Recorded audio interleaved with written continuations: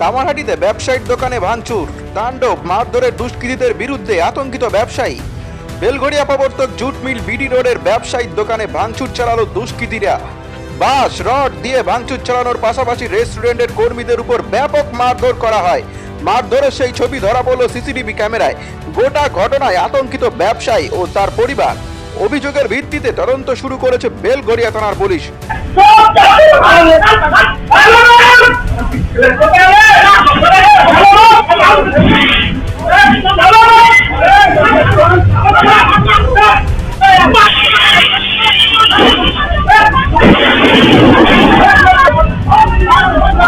আমরা শুনে নেব সেই ব্যবসায়ীর বক্তব্য।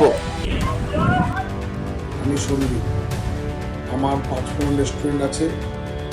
গতকাল আমাদের 5 ফোন রেস্টুরেন্টে কিছু লোকরা এসেছিল, এসে ভাঙচুর চালিয়েছে এবং আমার বাড়ির লোকের ওপর অত্যাচার করেছে, হাত ভেঙে দিয়েছে এবং আরও গায়ে হাত দিয়েছে।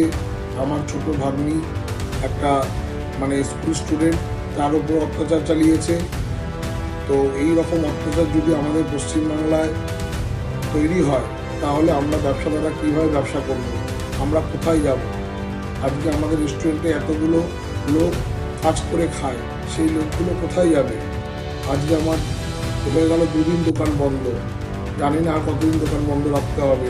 এই যদি আমাদের অবস্থা হয় তাহলে আমরা কোথায় যাব, কার কাছে বিচার চাইব?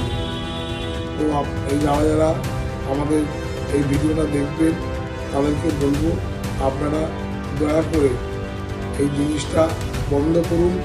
আমরা ব্যবসাদাররা আমরা খুবই আতঙ্কে রয়েছি এবং আমরা চাই সুষ্ঠুভাবে সবাই জীবনযাপন করুন।